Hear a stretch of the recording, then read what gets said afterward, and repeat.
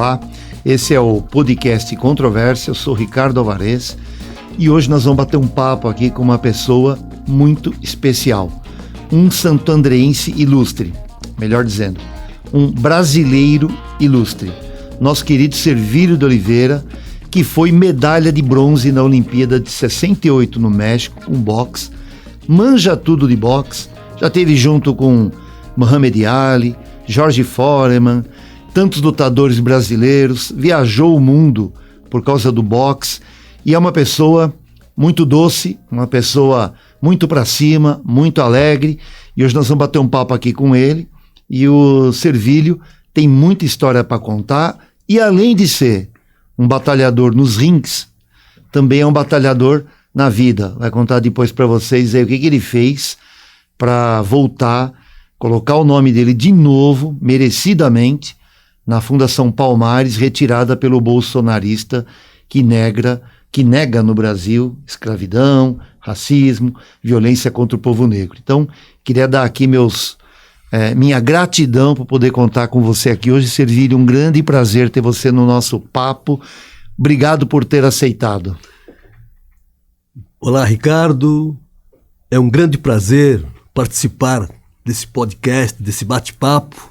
E estamos à disposição aqui para trocar umas ideias. Ótimo. Eu já fiz essa pergunta para o Servílio e vou fazer de novo, né? O Servílio é, ao mesmo tempo, um lutador, né? Um esporte que dá e toma porrada, mas, ao mesmo tempo, é uma pessoa extremamente afável, doce. O boxe, ele é violento por natureza, não é violento? Como é que é esse negócio do boxe, do ringue, da luta, da porrada? Olha, se eu disser que o boxe não é uma modalidade violenta, eu não estaria sendo politicamente correto. Realmente o boxe é uma modalidade violenta, mas a técnica, ela consegue inibir essa violência. Se você tem técnica, você vai evitar os golpes que vêm de lá, você vai colocar a mão no adversário e é por aí. E você pode perceber também que o boxe é um esporte que respeita o próximo. Você pode perceber que os boxeadores, quando sobem no ringue, trocam golpes, um quer nocautear o outro, mas quando soa o gongo terminando o combate, eles vão se de abraços, até se beijam em cima do quadrilátero. Por isso é a grande diferença entre o boxe e algumas outras modalidades. Legal, nunca tinha olhado por esse lado, hein? O que te levou ao boxe, com que idade? Ou seja, tanto jovem, ainda mais no Brasil, né? Tanto jovem, quando a gente fala de esporte, né? Pensam no futebol. Claro. Então o Brasil, o futebol tem um peso no Brasil que o boxe não tem, né? Então, tanto jovem é futebol, tem ídolos, né? Os mais Zico, Pelé, Maradona e tantos que o Brasil, Falcão, tantos que o Brasil, Sócrates, tantos jogadores que o Brasil teve. No teu caso, você foi lutar boxe. O que é que te levou na vida a optar pelo boxe? Para mim é uma curiosidade. Olha, na verdade, eu sou o 7º de 13 filhos que o senhor Luiz Sebastião de Oliveira e a senhora Nair conseguiram ter, né? E os meus irmãos mais velhos, eles começaram a praticar boxe, influenciados pelo Éder Joffre. Isso lá na década de 60. E aí, depois, o Éder Joffre conseguiu ganhar o título do mundo e todos os meninos carentes daquela época queriam praticar boxe. E os meus irmãos compraram luvas e quando eles iam para a escola ou iam para o trabalho, eu chamava os meus amiguinhos para treinar em casa, porque minha casa era uma casa muito grande e tinha alguns cômodos lá. E quando eu fui para a academia, eu já cheguei com uma certa técnica, eu fui campeão do torneio de estreantes, que na época era a Gazeta Esportivo, e depois participei de vários outros torneios e cheguei a conquistar a medalha de bronze, a 14ª medalha olímpica para o nosso país. A 14ª olímpica e uma das 3 que o Brasil conseguiu em 68 no México. Exato. O Brasil conquistou uma medalha de prata com o Nelson Prudêncio no salto triplo, conseguiu também uma medalha de bronze no iatismo com o Bruder Conrad e o Cord, não lembro bem o nome do segundo, né? E a minha medalha de bronze, então foram 3 medalhas apenas.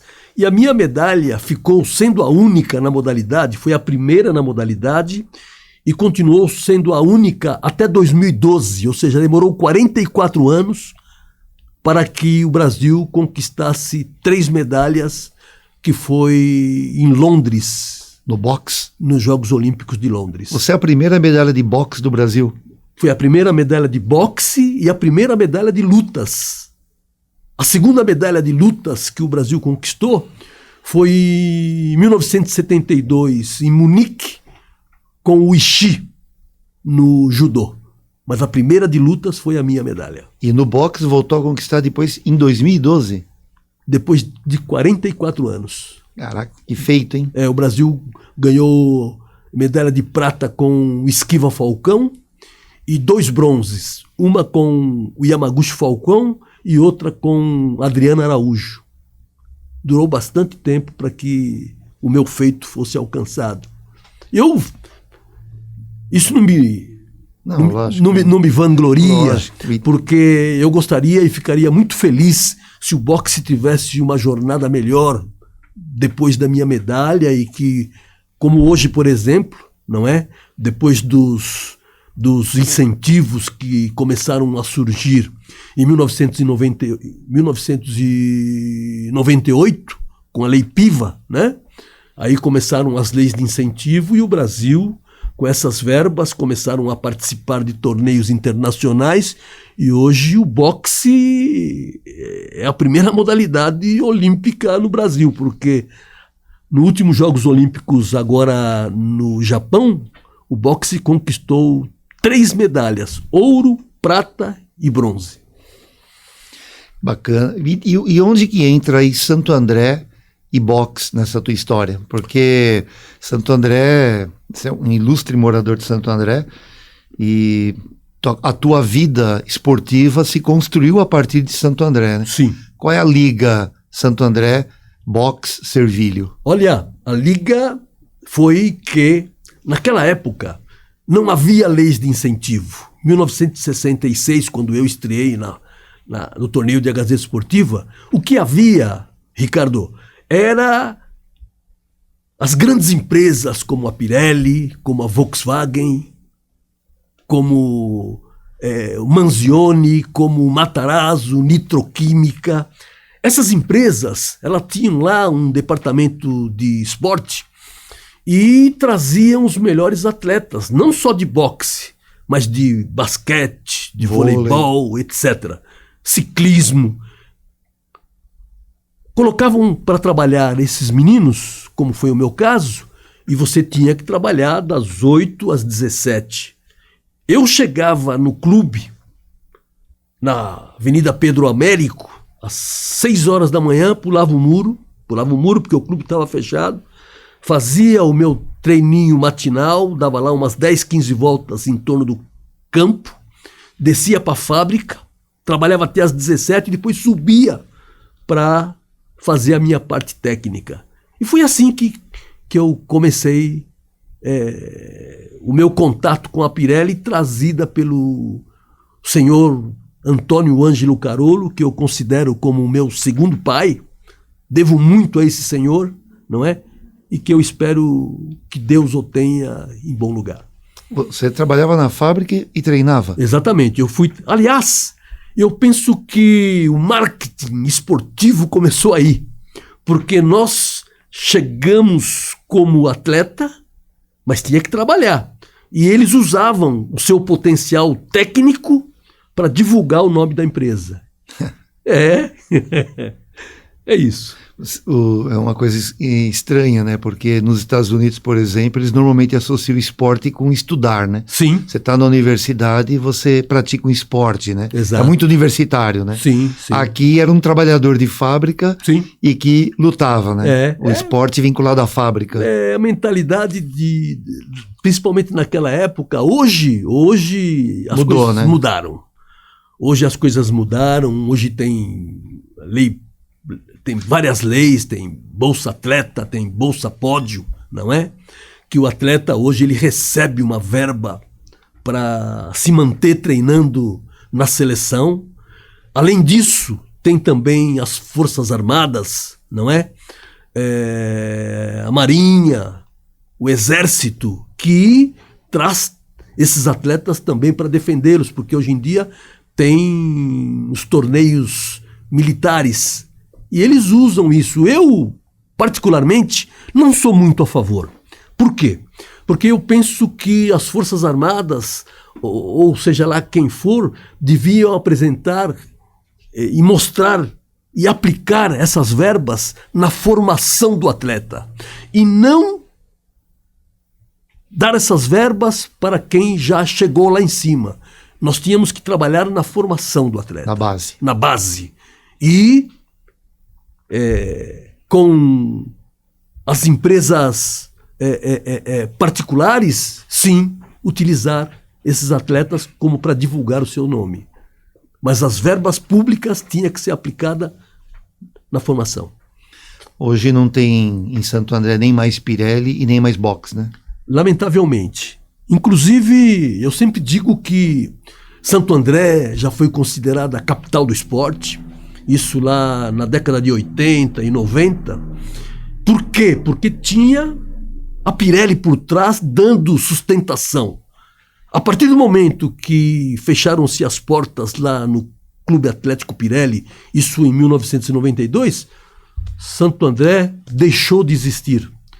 Hoje propagam muito aí que Santo André é isso ou aquilo no esporte, mas hoje Santo André é segunda divisão na região, na parte esportiva.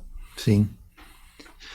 Você, nas tuas andanças pelo mundo, né? Você encontrou, lutou, papeou, talvez até treinou com vários nomes do boxe mundial, né?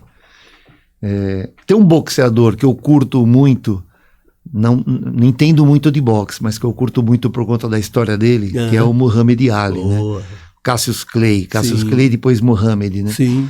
E você chegou tá tete a tete com esse homem? Eu cheguei a ficar tete a tete com ele. Isso foi, salvo engano, em setembro ou outubro de 1971, quando ele aqui no Brasil esteve para fazer uma exibição no Ibirapuera. E eu lutei na mesma noite. E o Muhammad Ali, ele me deu uma foto. Naquela época não tinha celular para sacar fotografia e tal, mas ele me deu uma fotografia autografada. Eu tenho até hoje. Você tem até hoje? Tenho até hoje essa fotografia, depois eu vou exibir para você. E foi um grande prazer para mim estar ao lado da maior expressão mundial na modalidade boxe. Ele era um lutador político, né, contra o racismo nos Estados Unidos, mas no ringue, ele era bom mesmo ou era firula? Não, ele era algo excepcional. Ele era algo excepcional. Ele era um boxeador que dizia qual round ia nocautear o adversário. Ele era um camarada Tinha esse domínio todo? Tinha esse domínio todo. E fez várias lutas, boxeador espetacular. Eu realmente sou muito fã. Para mim, o Muhammad Ali é um dos melhores boxeadores de todos os tempos. Aquela coisa que ele ficava no ringue e tem vários vídeos, mostram hoje, ele ficava no corner, nas cordas, e o cara tentava acertar soco nele, ele ficava puxando o pescoço e não acertava, né? Não sei se foi ele que criou essa técnica, mas isso daí, aqueles passinhos que ele ficava trançando as pernas, não sei se é dele também, Mas me chamava a atenção que era ele, sei lá, parecia uma luta diferente, uma técnica diferente. Eu não sei se isso era uma gozação para deixar o inimigo nervoso. Era uma técnica dele, esse negócio? Era uma técnica, era uma coisa especial dele. Ele é um cara que olhava os adversários e sabia o que fazer. Aliás, depois que impediram a continuidade dele no ringue, porque ele se negou a ir ao Vietnã lutar contra os vietnamitas, tiraram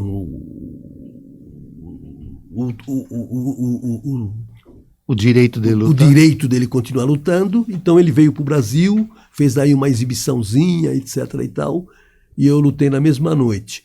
Agora, essa técnica que ele tinha, aliás, ele ganhou do George Foreman em 1974, lá na Pretória, em Johannesburgo, né?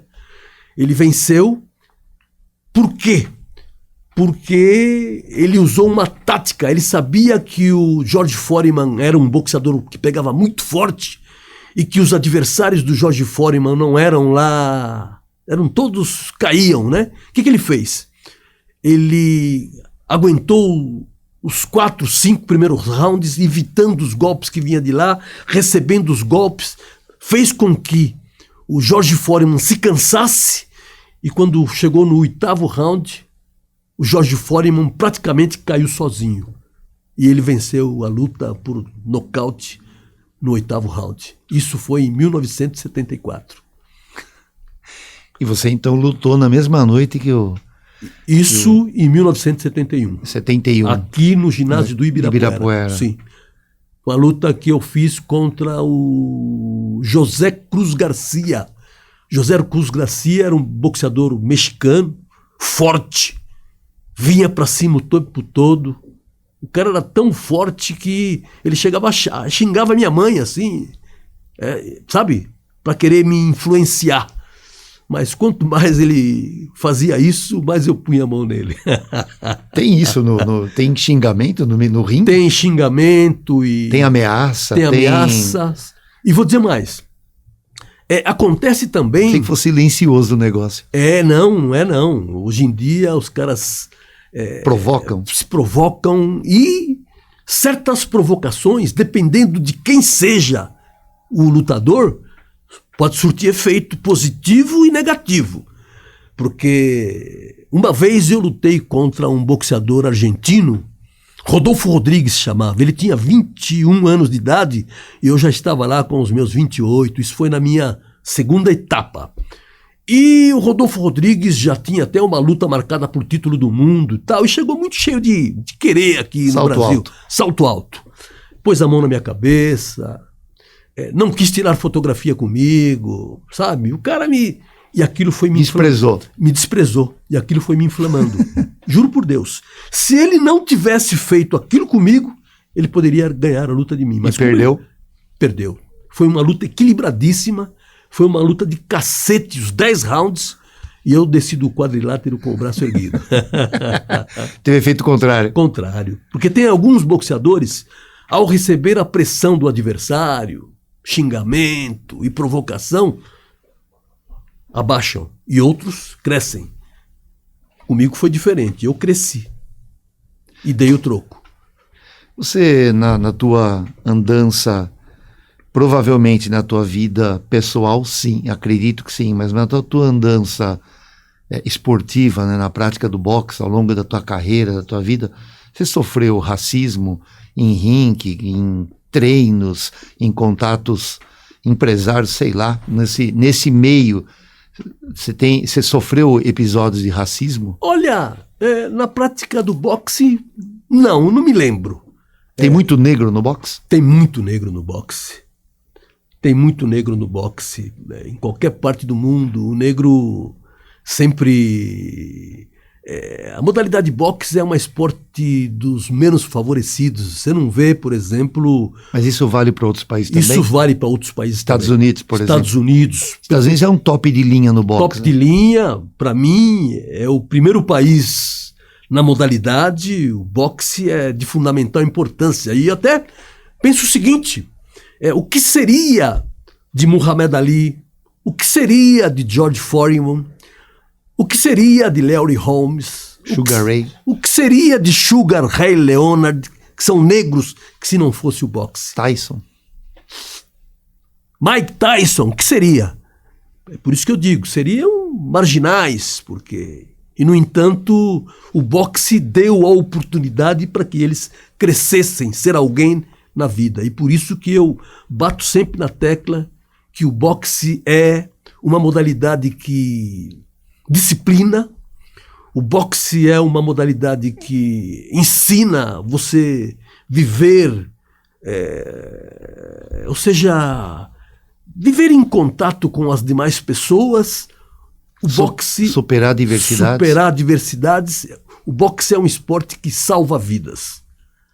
E eu digo isso falando, inclusive, na primeira pessoa.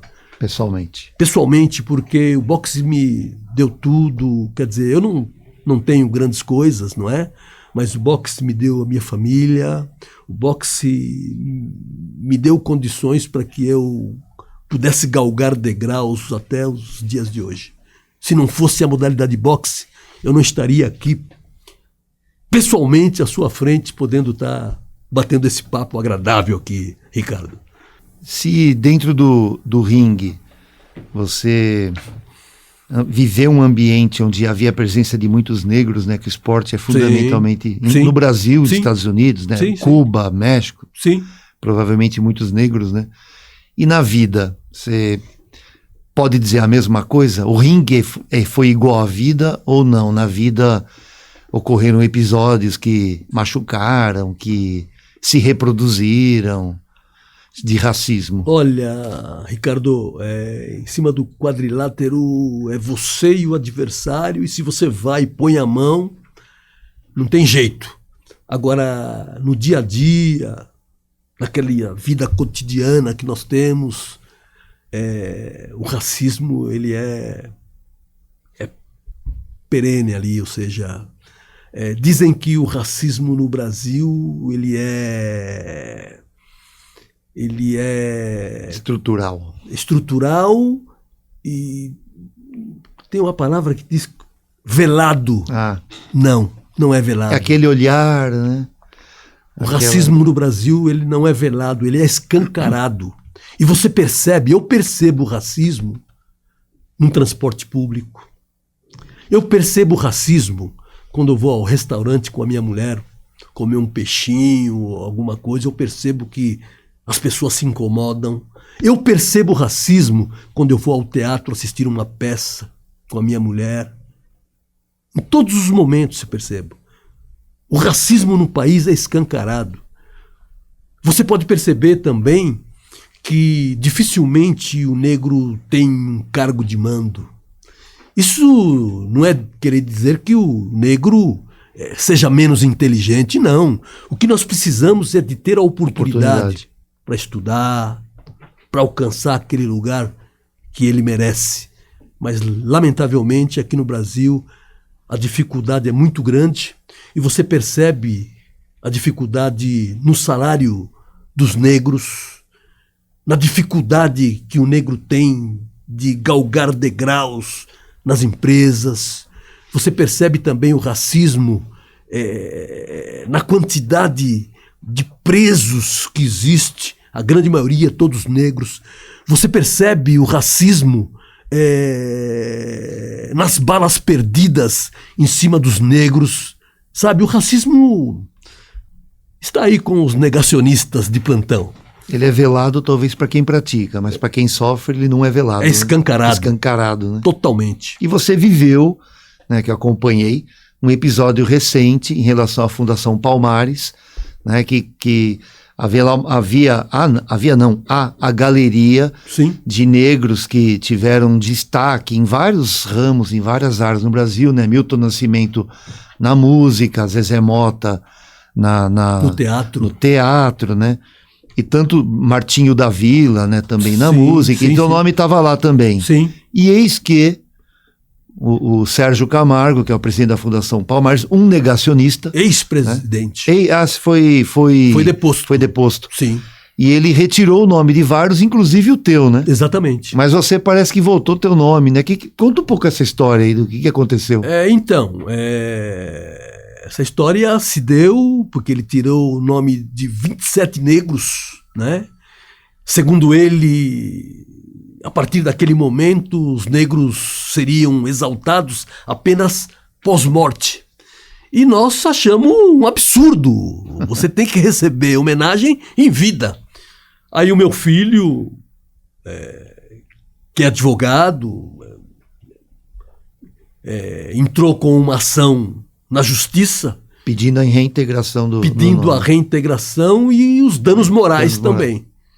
E vencemos essa situação e o meu nome voltou a fazer parte lá na Fundação Cultural Palmares. Você sabe se dos outros também ou não? Ou cada um precisa entrar com uma ação? Eu penso que cada um deve entrar. Uma ação.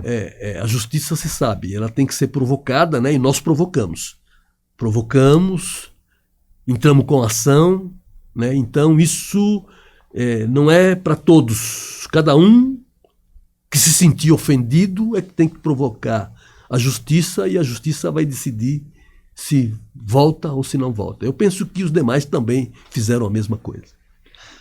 Como se não bastasse, o governo Bolsonaro negou a vacina, né? Fez pouco da pandemia e fez pouco da vacina. Bolsonaro é um machista convicto, em vários vídeos dele falando das mulheres, né? De Sim. maneira pejorativa, como se não bastasse o desmatamento e o ataque aos povos indígenas e a liberação para derrubar, botar a floresta para baixo no Brasil, Cerrado, como se não bastasse uma economia em frangalhos com 33 milhões de pessoas passando fome. Aí o governo Bolsonaro ainda está preocupado em tirar o nome de negros que deram destaque para o Brasil em alguma área, né? Está preocupado com esse tipo de coisa, tem que entrar com uma ação na justiça para repor o nome lá. É uma coisa meio sem nexo, né? Sem nexo. A Fundação Cultural Palmares, ela foi fundada justamente que é para eternizar o nome dos negros que fizeram alguma coisa cada um em sua área. No entanto, chegou lá o negro que é o Camargo, né? E sei lá, chegou lá e resolveu retirar o nome nosso, não é? Sendo que a Fundação Palmares ela foi fundada justamente para preservar e eternizar o nome daqueles que fizeram alguma coisa para o país. É um cara, eu já vi ele alguns vídeos dele, né? Uma pessoa extremamente desqualificada, né? Usa argumentos baixos, né? Fala como se ele fosse um branco. Exato, como se o negro... Ele nega a escravidão, né? Ele aponta que a escravidão não teve nenhum impacto na constituição da estrutura da sociedade brasileira. Né? Quer dizer, é uma pessoa ignorante, né? Olha, ignorante, porque ele ignora a própria história do Brasil, do que significou o peso da escravidão na constituição do povo brasileiro hoje. Né? Lamentavelmente, Ricardo, você sabe, mais que eu até, né? O Brasil foi um dos últimos países, se não foi o último, a terminar com a escravidão, né?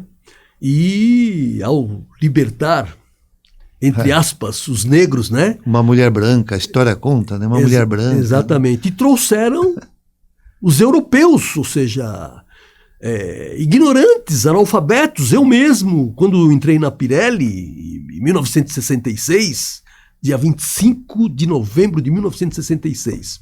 Naquela época, Ricardo, esses europeus, principalmente os italianos, os caras não sabiam nem assinar o nome. Vieram para suplantar. Os negros ficaram à deriva e eles trouxeram para cá os europeus.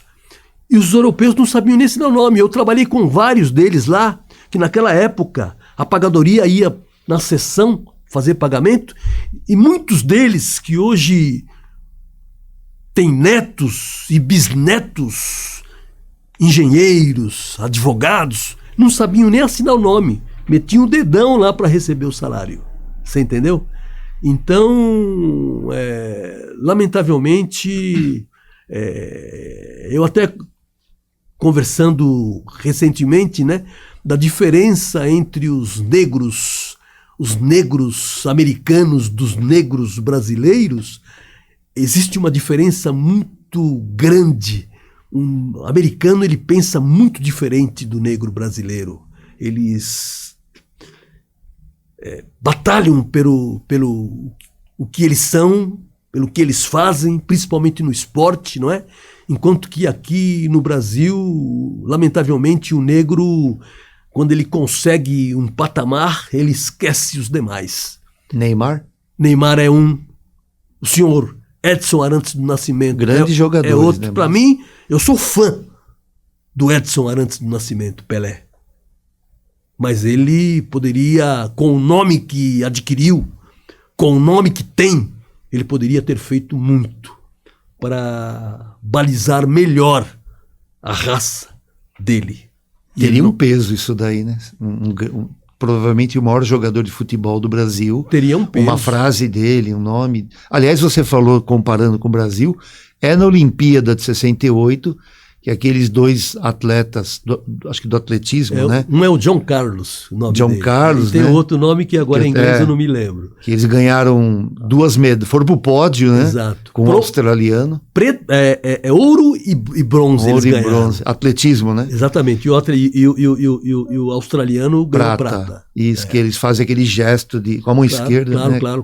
Black Power. Black Power, a Exato. força do povo negro e tal. Claro. E depois parece que sofreram nas costas o peso de ter feito o protesto no pódio, né? Depois eles fizeram tudo isso justamente por quê? Porque eles, defendendo o país deles, etc. e tal, que é os Estados Unidos, não é? Eles eram menosprezados e a grande maioria dos atletas americanos são negros. No basquete, no atletismo, em tudo. Os caras, no esporte, eles detonam e não são reconhecidos justamente por causa do racismo que existe lá, não é? Mas eu penso que isso vai muito também com a educação. Os caras eram todos faziam educação física, né? E eu vi essa diferença quando o George Foreman, que na época tinha 19 anos de idade, era bom no boxe, mas politicamente não sabia lá grande coisa, tanto que enquanto os outros fizeram lá o sinal do Black Power, o George Foreman pegou a bandeirinha dos Estados Unidos, foi lá nos 4 cantos e saudou os americanos e a plateia, e depois foi recebido nos Estados Unidos pelo Lyndon Johnson, enquanto que os demais foram jogados para as traças. Eu não sei se é verdade, eu já ouvi essa história de que o Muhammad Ali, quando ele ganha a medalha, ele vai para a cidade, ele é do sul dos Estados Unidos, né, onde o racismo nos Estados Unidos é muito mais forte, né? Onde tem, digamos assim, o agronegócio nos Estados Unidos, onde os negros são muito mais hostilizados, né? Onde a Ku Klux Klan tinha uma ação muito mais forte, e ele vai tomar um café e o dono do boteco não dá um café para ele, e ele fala, né, pô, eu represento os Estados Unidos, ganho a medalha, ele vai na ponta e joga a medalha no rio, né? É verdade, teve isso mesmo. Lá nos Estados Unidos o racismo, ele é latente, diário, persistente. Exatamente. E o Muhammad Ali era um boxeador, mas além de ser boxeador, era um cara que estava ligado na política. Antenado, não é? E ele era ao lado do Martin Luther King, do Malcolm X e de tantos outros, no esporte ele fazia de tudo para manter o nome dos negros em alta. Tem inclusive aquele recente não, deve ter uns 3, 4 anos, aquele quarterback Kaepernick, né? E tem um cabelão, ele, por conta do Floyd, ele se ajoelhou, né, num jogo de futebol americano, né? Ele se ajoelhou e foi punido. Era um jogador, tem até uma série no streaming, e se ajoelhou na hora que cantava o hino. O Trump era o presidente, e se esse cara não devia mais jogar, podaram o cara do time e ele não conseguiu mais jogar, né, no futebol americano. Por quê? Porque é um protesto pelo que havia acontecido com o Floyd, né? Foi aquela pessoa que o cidadão colocou o joelho no pescoço dele, ele pedindo, desesperado, não conseguiu respirar, exato, né? Exato, e veio a falecer, né? Exato. É chocante essas coisas. É chocante. E essas coisas vêm acontecendo há muitos anos. Inclusive aqui no próprio Brasil. Claro. É que aqui eu acho que diria que choca menos, né? Porque aqui tem chacina, morrem 20 na chacina e tem gente que bate palma porque é 20 bandidos a menos, né? Como verdade. Se fosse um processo de limpeza, né? Étnica, né? No Brasil. É verdade. Aqui é a política do quanto pior, melhor para alguns, né? E o governo Bolsonaro deu voz, né, a esse tipo de Brasil da morte, a necropolítica, né? Exato. A morte, a chacina, a violência, a arma na cintura e vamos resolver tudo na bala, né? Exato. Você também viveu você me contou outro dia que você estava morando no Chile. Sim. Quando aconteceu o golpe do Pinochet contra o Allende no Chile. Sim. Você estava lá naquele momento? Lá. Você viu essa coisa acontecer lá? Eu vi essa coisa acontecer. Mas o que você fazia no Chile? Olha, na verdade, em 1967, vou contar a historinha aqui, em 1967, lá, como é que é o nome? No Canadá, eu conheci um lutador de boxe, Alfredo Rojas. E ficamos chileno, ficamos muito amigos. E a gente treinava junto lá no Canadá, em Winnipeg, né?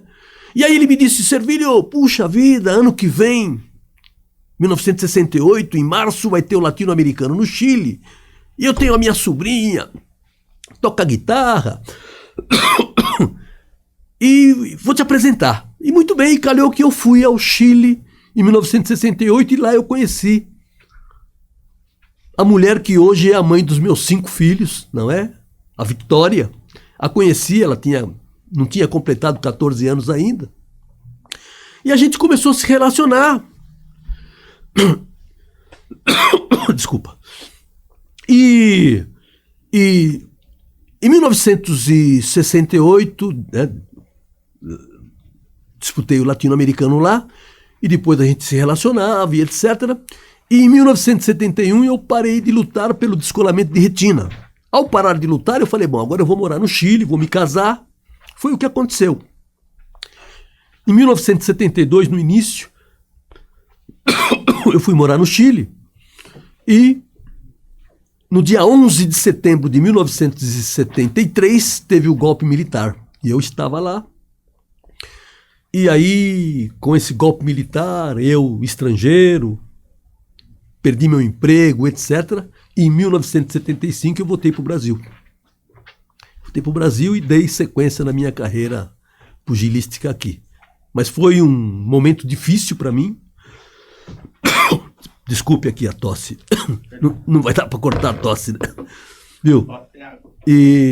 Mas foi agradável ter conhecido o país Chile. Eu amo o Chile. O Chile é a minha segunda pátria. Eu recebi o apoio total dos meus parentes lá, principalmente da minha sogra, que Deus a tenha. Lamentavelmente, ela também foi vítima do 19 aí, como é que é o nome da... Covid? Covid-19. Ah, faleceu de Covid? Faleceu. Primeiro faleceu o meu cunhado. Mas lá no Chile ou aqui? Lá no Chile. Ele faleceu e 15 dias depois a minha sogra também faleceu. Tudo Covid. E aqui o nosso presidente achando que era apenas uma gripezinha, né? O nosso presidente aqui era uma gripezinha apenas, né? Loucura, né? Não sabia, essa eu não sei. Então você viveu aquele momento quente lá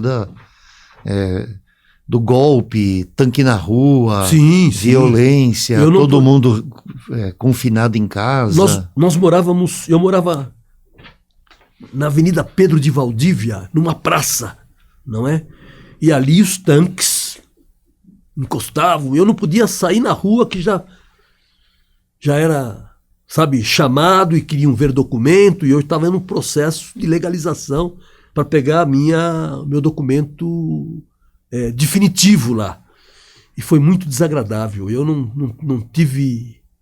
E além disso, perdi meu emprego e falei, puxa vida, eu não posso ficar sem emprego aqui, não vou ficar nas costas do meu sogro e da minha sogra aqui. Peguei meus neguinhos e vim para o Brasil.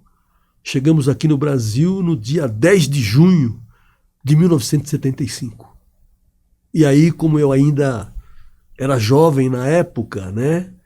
E comecei a treinar de novo e tal, e em 1976 voltei a lutar, fiz 5 lutas, ganhei as 5, e quando eu voltei para o Chile, em 1978, para disputar o título sul-americano, que o campeão era o Martim Vargas, um boxeador chileno, os chilenos, sabendo do meu potencial, se apegaram ao regulamento, dizendo proteger a minha integridade física, mas no fundo eles estavam protegendo a integridade física do chileno, não me deixaram lutar e aí eu parei de boxear definitivamente. Sério? Sério. Você foi lá para lutar e não lutou? E não lutei. Mas por que eles argumentaram? Argumentaram, foram em cima do regulamento, que todo boxeador com menos de 1/4 de visão e uma das vistas não pode lutar. E a minha visão no olho direito é 0. Eu lutei 5 lutas com uma vista só, ganhei todas. Mas estava correndo risco, Mas eles sabiam do meu potencial e se a luta acontecesse, eu teria ganho do chileno. Eu não tenho a menor dúvida disso. Que jamais eu ia defraudar, ou seja, o país da minha mulher, dos meus filhos. Aquela luta eu ganharia de qualquer jeito. Eu tinha certeza disso e os chilenos também sabiam do risco que estavam correndo caso a luta acontecesse. Ou seja, se eu entendi bem, 10 anos depois da medalha, você teve uma luta frustrada no Chile e foi aí que você terminou? Definitivamente. Nunca mais lutou? Nunca mais lutei. Só voltei depois, aos 42 anos ou 48 anos de idade, a fazer uma exibição com o Éder Joffre. Isso em 1996, no Ibirapuera, né? O Éder Joffre, na época, ele era vereador em São Paulo, ele estava batalhando para ser reeleito, me convidou para que eu fizesse uma exibição com ele no Ibirapuera, eu fui, fiz, e foi muito legal isso. Você socou ele ou não? Olha, tá na internet aí, se você colocar lá Éder Joffre e Servílio de Oliveira, você vai ver alguns rondinhos lá, eu trocando golpes com ele. O Éder Joffre serviu de espelho para mim e para a grande maioria dos boxeadores no Brasil. É um ídolo, é um ícone, é o maior boxeador que esse país já teve. Você acha que falta, eu sei que ao longo do tempo isso muda, mas você diria que hoje faltam, por exemplo, políticas públicas de incentivo à prática do esporte? Embora você falou que agora tem leis de incentivo, melhorou a situação. Sim. O Brasil parece que ficou mais competitivo internacionalmente, né? Tem conquistado medalhas. Sim. Em esportes onde ele nunca teve expressão, né? Sim. Mas tem conseguido medalhas, né?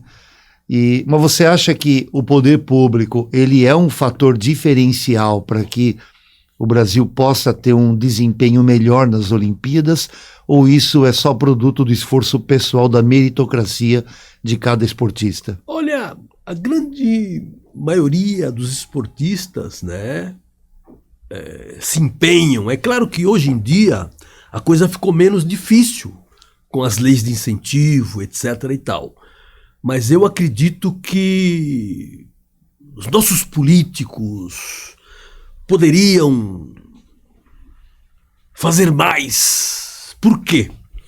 Porque um país como o Brasil tem mais de 8.500.000 quilômetros quadrados. Um país como o Brasil, que tem aí aproximadamente 213 milhões de habitantes.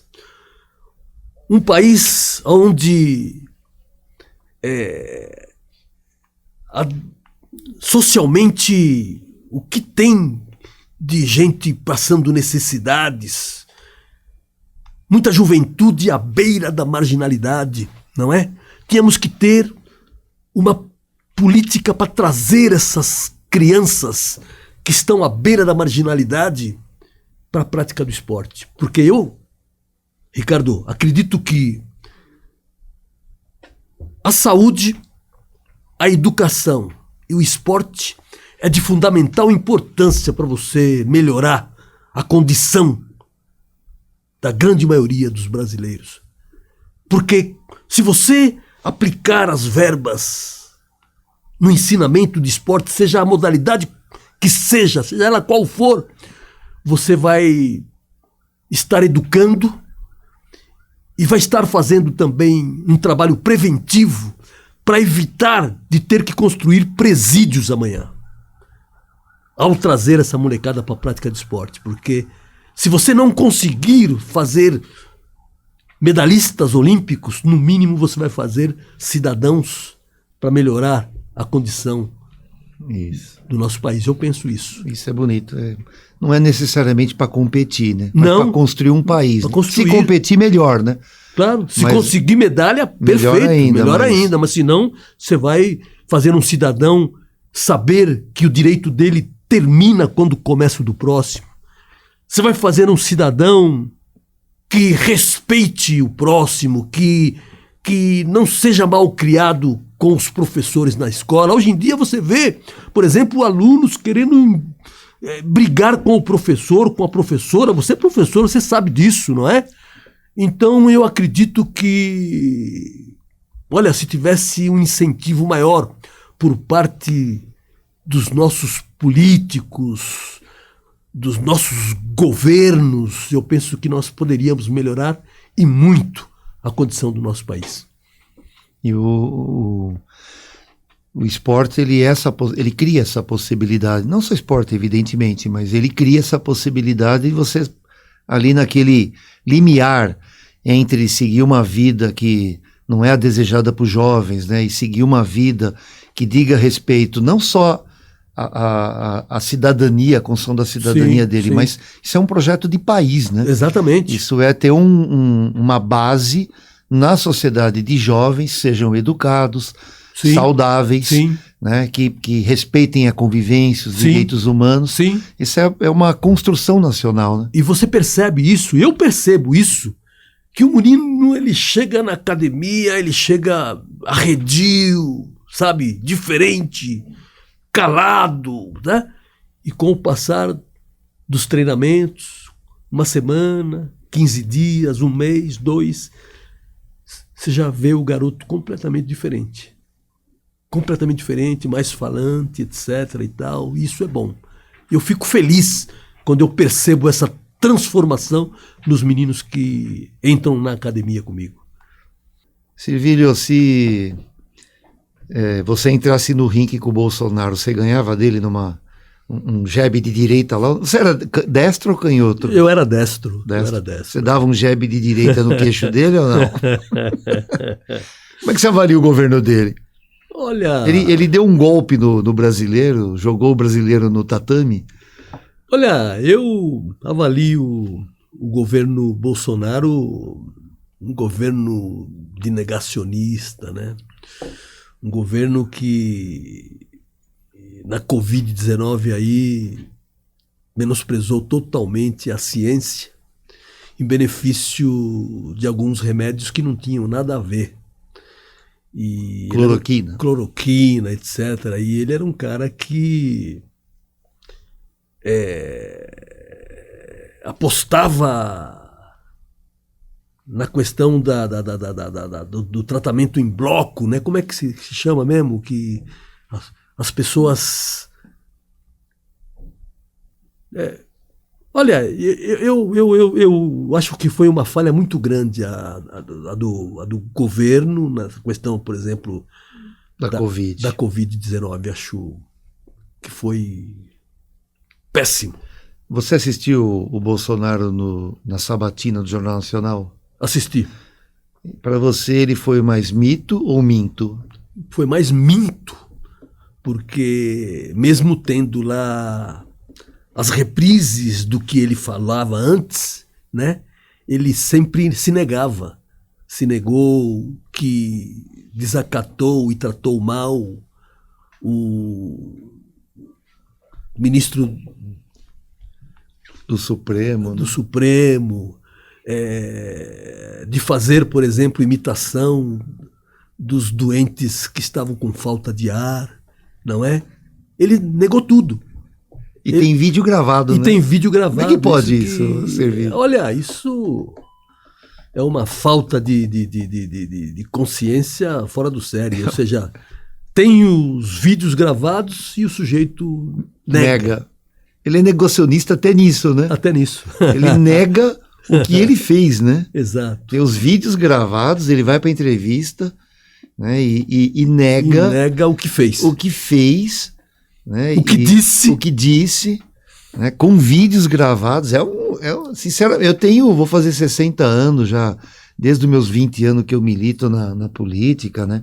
Então já comecei minha vida profissional dando aula, era o final dos governos militares, né? Figueiredo, comecei minha vida profissional Figueiredo, então peguei governo Figueiredo, a transição da ditadura, a eleição do Collor, Fernando Henrique, aí vai, Lula, Dilma, pá.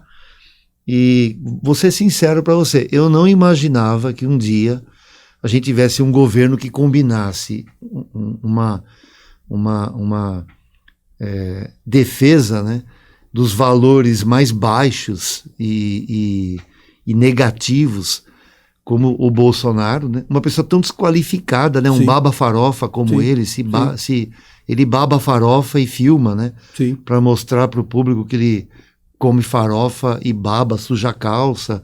É uma pessoa desqualificada, uma pessoa que tem um acúmulo político, cultural, de inteligência, né? Ele se gaba de ser estúpido, né? Um machista, racista, xenófobo, né? E ao mesmo tempo a gente teve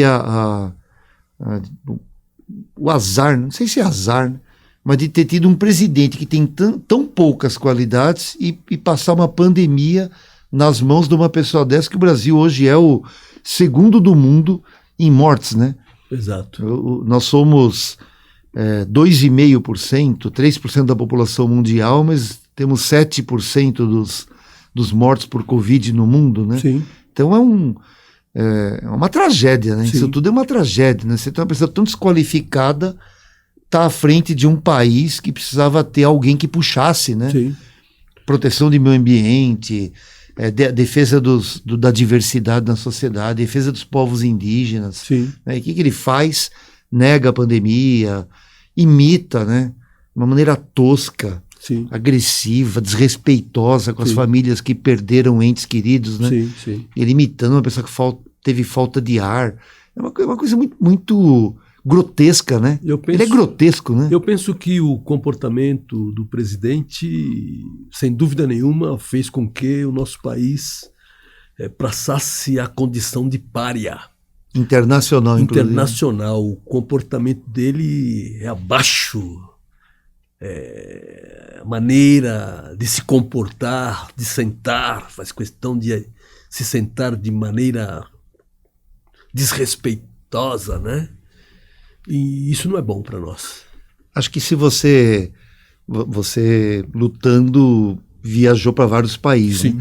Se você lutasse hoje, fosse lá para Noruega, para a Alemanha, para o Japão, acho que as pessoas no cantinho falam: Servilho, conta para mim um pouco, o que está acontecendo no Brasil, né? Porque, como é que pode um cara tão baixo, tão vil, tão grotesco como esse ser chamado de mito, né? É um negócio... Acho que eu tinha que perguntar, né? O que está acontecendo no teu país, né? As coisas estão difíceis. Difíceis, né? Muito difíceis. Mas acho que nós vamos virar esse jogo aí, viu, Servilho? Nós vamos virar esse jogo em breve. Espero. O Bolsonaro é um cara grotesco, a gente sabe disso, né? Uma pessoa baixa, vil, isso teve impacto na vida política e econômica, né? O grande ABC, evidentemente, sofreu impacto também de um governo que não tem política econômica, né? Onde a fome aumentou, as pessoas estão disputando, comprando em mercado, né? Osso e pele de frango, né? Para poder sobreviver, se alimentar por causa do preço da carne, né? Explodiu. Sim. Alimentos tiveram uma alta gigantesca, né? E quem está assistindo a gente aqui sabe que nós estamos falando o que é fazer uma compra no supermercado hoje, Sim. né? Se for comprar carne, arroz, feijão, óleo, tudo, né? Legumes. Leite, imagina, R$9 o preço do leite, né? Uma coisa absurda, né? R$9, um país que tem um rebanho, né? Gigantesco no Brasil hoje, você ter o preço do leite R$9, né? O litro da gasolina, né? Os combustíveis subir, enfim. A economia se destroçou, né? O país se destroçou politicamente, a economia está destroçada, fome, miséria, desemprego, famílias se destroçaram porque o ódio dominou a política, né? Então a gente tem um quadro muito difícil e a reconstrução disso tudo também não vai ser fácil. Isso impactou o grande ABC também, evidentemente, né? O grande ABC não é uma ilha de prosperidade fora, né, desse quadro de crise política que nós estamos tratando aqui, né? O ABC já viveu melhores momentos, né, do que nós estamos vivendo hoje. Sim.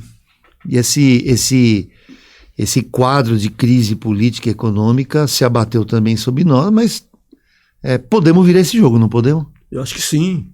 Eu acho que sim. Eu acho que temos um futuro brilhante pela frente. Eu penso que vamos ter que mudar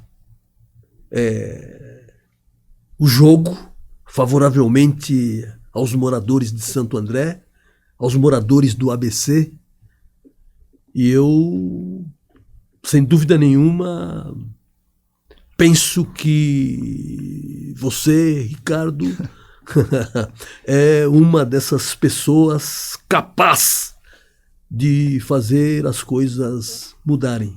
Eu tenho acompanhado o seu trabalho na Câmara dos Vereadores em Santo André. Você é um dos vereadores mais atentos e que mais cobra o Poder Executivo, porque eu acredito que o trabalho do vereador não é só ficar aplaudindo o que o Executivo faz, e sim cobrar para que ele faça a coisa melhorar para a população. E você faz isso muito bem.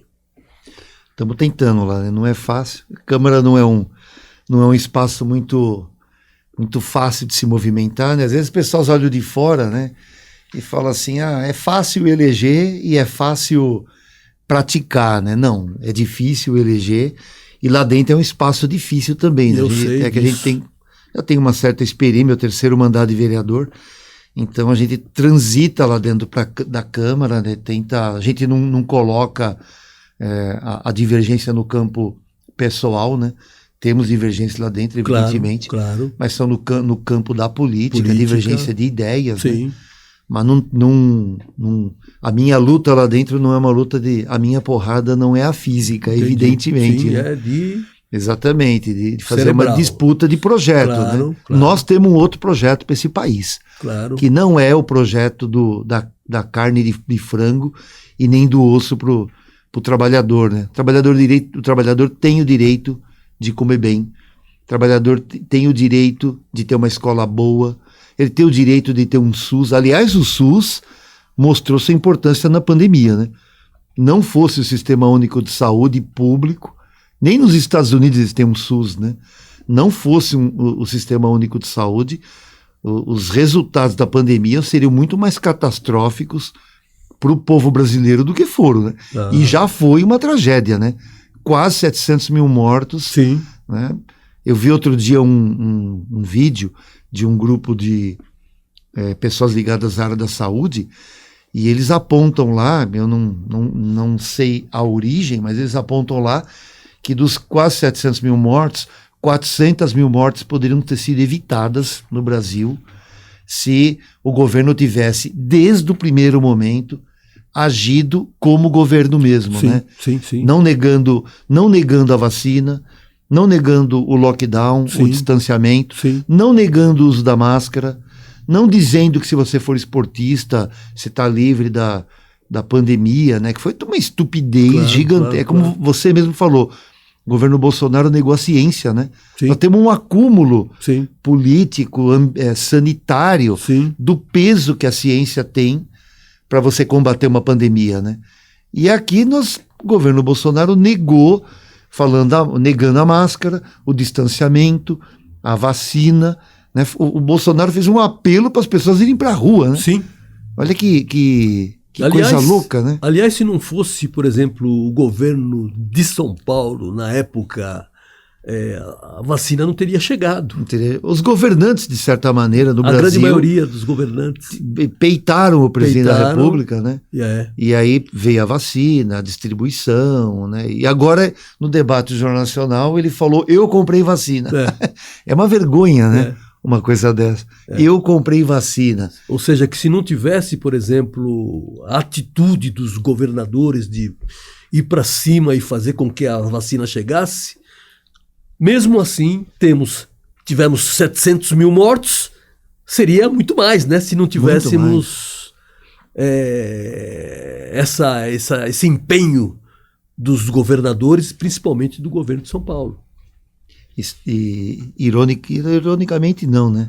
Do mesmo jeito que o país que tem o maior número de mortes do mundo, os Estados Unidos, né? 2 milhões de mortes com Covid, o Brasil em segundo lugar, né? Trump e Bolsonaro apitam o mesmo apito, né? Do ponto de vista, são assim, almas gêmeas do ponto de vista político. Tanto que na eleição, né, agora com a derrota do Trump, o Bolsonaro declarou apoio explícito, né? Não que o Biden seja a oitava maravilha do mundo, longe disso, né? Muito pelo contrário.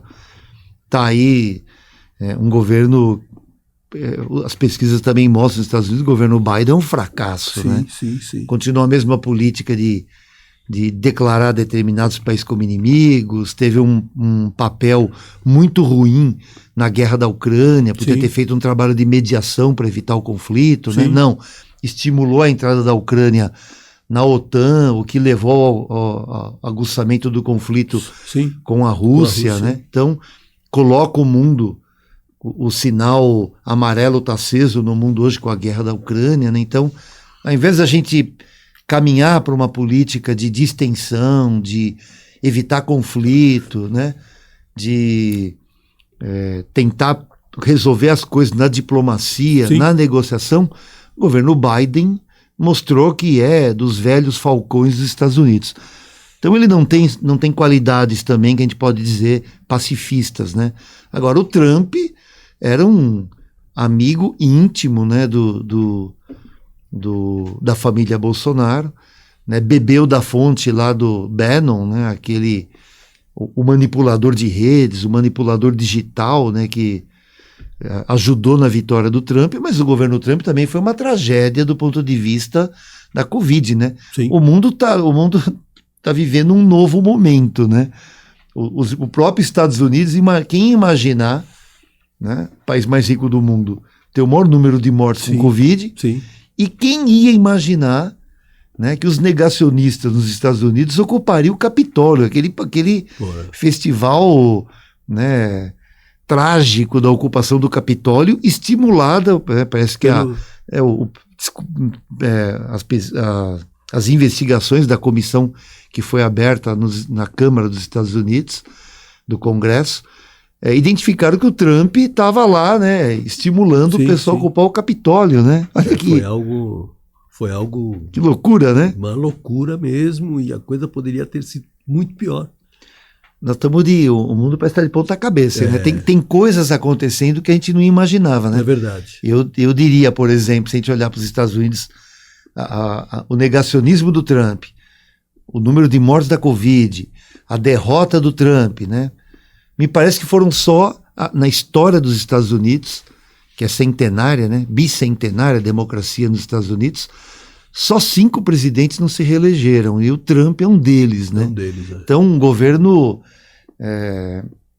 recebeu um sonoro não do povo norte-americano. Então, você tem Covid nos Estados Unidos, muitos mortos, derrota do Trump, é um presidente que não consegue se reeleger, e a vitória do Biden, que é um presidente muito pouco expressivo, né, inexpressivo, fraco, né, e a ocupação do Capitólio pós-derrota do Trump, né, então são episódios assim em um curto período, né, que são marcantes na história, né, mas eu vou trazer um aqui para o Brasil também, que eu também considero muito significativo, para mostrar como tudo que é sólido desmancha no ar, né?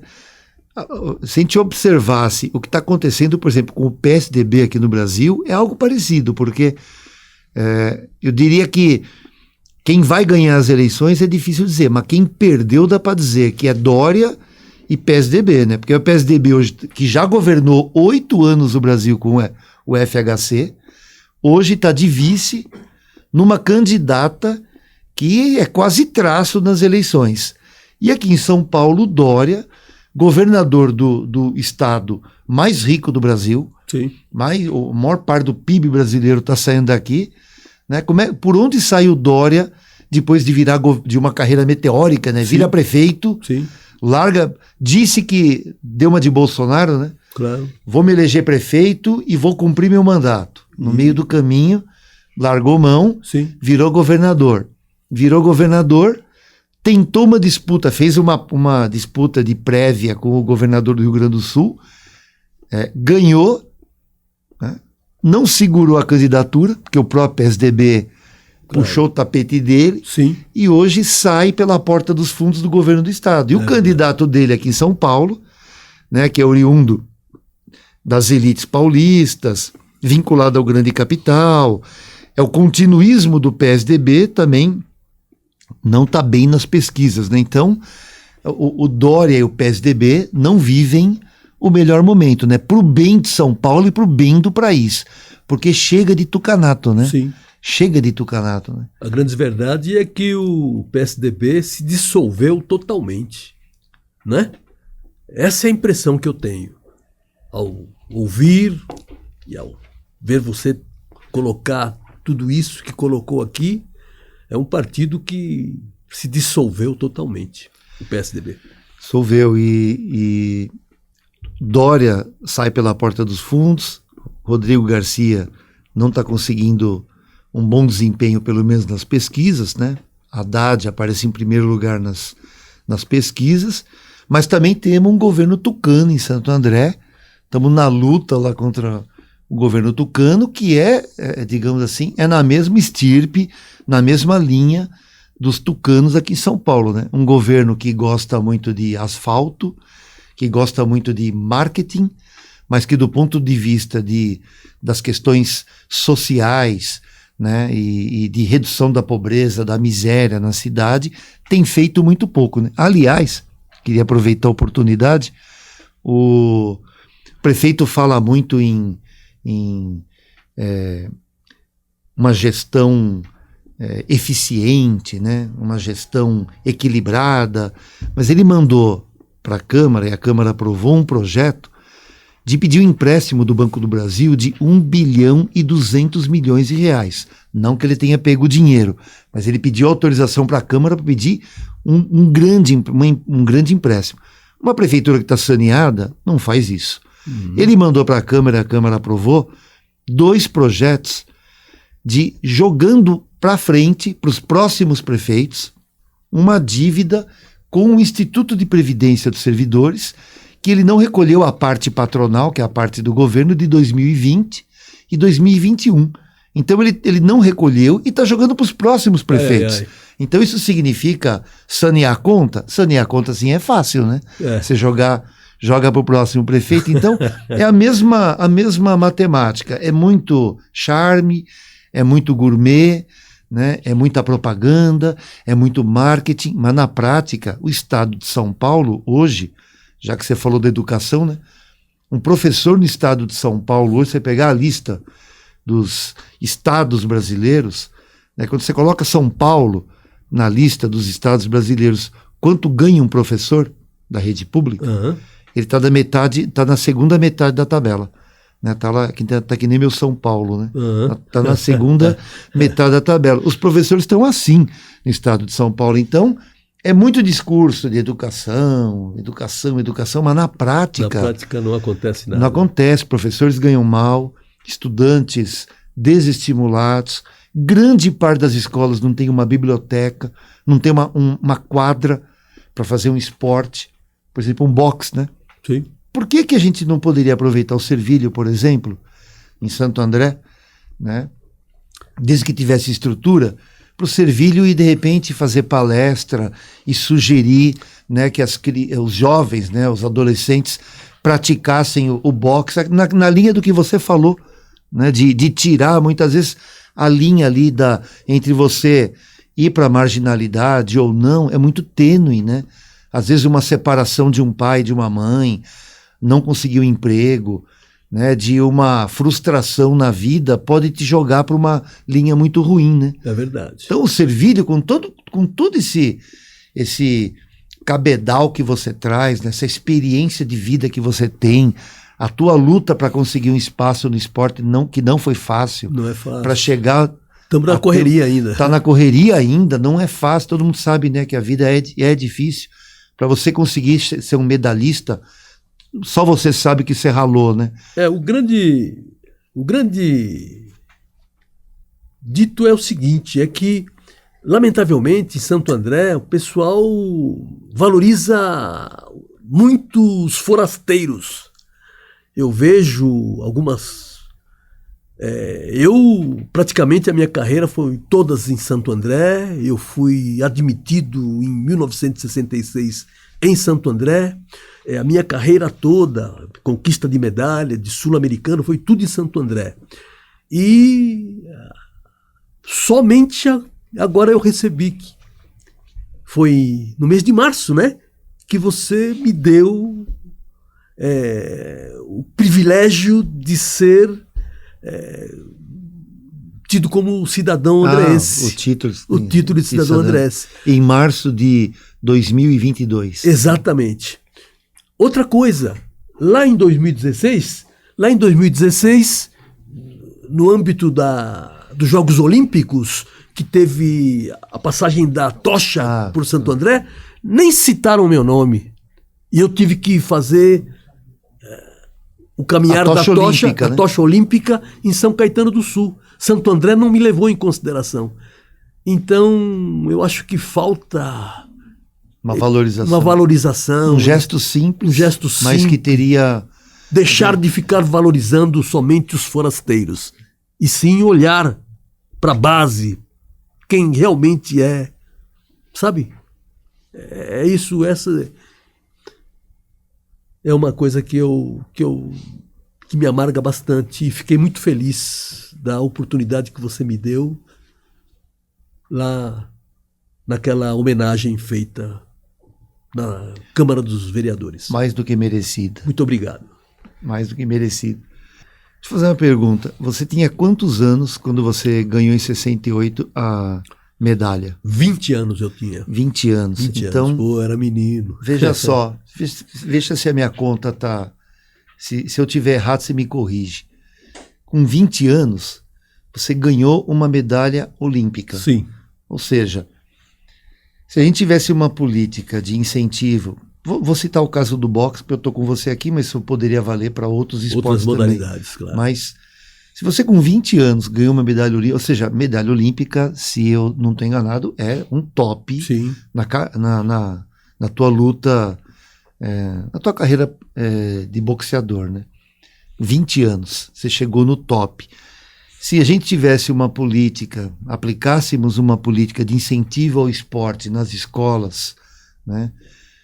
Um jovem, um adolescente, de repente com 6 anos, 5, 6, 7 anos de treinamento, ele pode chegar Sim. no top Sim, também, né? Ou seja, é um investimento que tem um retorno muito imediato, né? Muito efetivo num tempo curto, né? Exato. É verdade isso?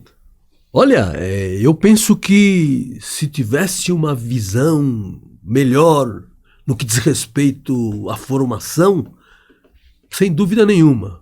Tanto é que hoje em dia, Ricardo, o esporte brasileiro, modalidades que não se pensava que pudesse estar ganhando medalhas, como é o caso da ginástica, como é o próprio caso do próprio boxe, e de tantas outras modalidades, não é? Se tivesse uma lei melhor, um investimento maior, apoio, nós não esperaríamos 44 anos para conquistar uma segunda ou terceira medalha na modalidade, já que eu conquistei em 68 e só fomos ganhar novamente em 2012. É muito tempo. Muito tempo, né? Sim.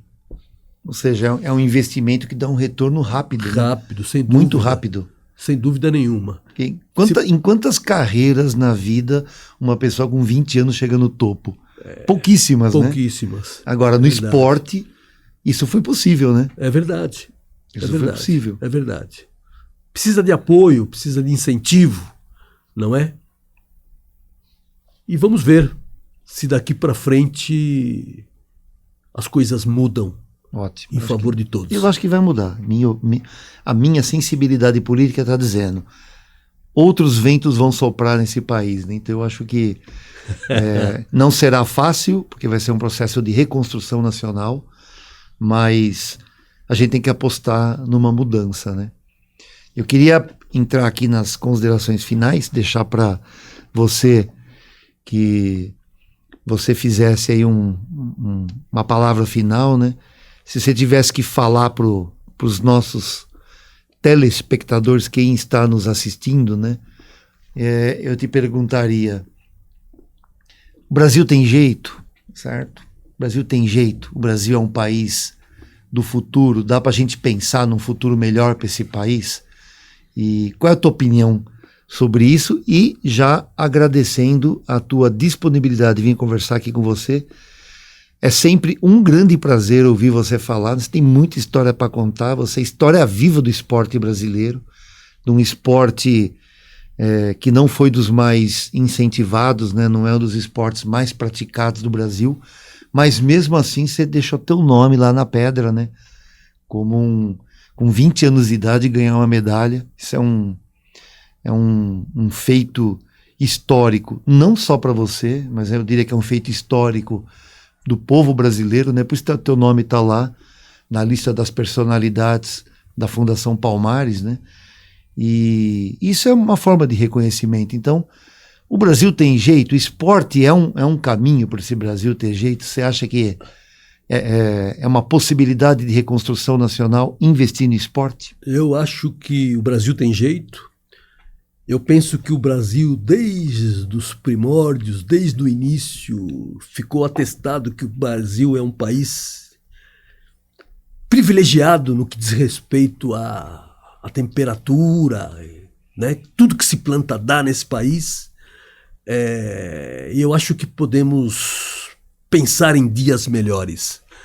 Eu penso que se o esporte, além da educação, da cultura, se tivesse um incentivo melhor, nós poderíamos melhorar as condições dos menos favorecidos. E você sabe que se melhorar a condição de vida dos menos favorecidos, você estaria formando cidadão que poderiam melhorar a vida de todos os brasileiros. Eu espero que agora no próximo outubro, nas próximas eleições, o povo pense bem, analise a condição dos políticos que aí estão, porque são os políticos que poderão mudar o dia a dia dos brasileiros. E eu, Ricardo, francamente, estarei com você para deputado estadual em outubro de 2022. Tenha certeza. Obrigadão, Servílio. Muito obrigado. Queria aqui agradecer a todos que estão nos assistindo. Servílio é uma grande pessoa, está todo mundo convidado a buscar os vídeos no YouTube das lutas, né, do Servílio. Ele apanhou muito, eu sei, mas acho que bateu mais do que apanhou, senão ele não estaria aqui. E também tenho certeza que pela condição do Servílio, ele sabe que quando ele apanhou, ele tirou lições ali. Quando ele tomou porrada no ringue, ele tomou lições para a luta seguinte, para melhorar, aprimorar a técnica. Então a vida é assim, né? A gente toma muita porrada, já tomei muita porrada na vida. A política é um lugar que a gente apanha muito e a gente tem que saber tirar lições de quando a gente apanha para tentar mudar rumos, né? Rever caminhos. Aliás, às vezes você aprende muito mais na derrota do que na vitória. na vitória. É verdade. Então, para mim é um prazer muito grande, Servílio. Obrigado por ter aceitado esse convite. Obrigado por ter passado um pouco da tua vida, que é um pouco também da vida do esporte brasileiro, em especial do boxe, né? Um grande abraço para todos e todas e até o próximo podcast Controvérsia.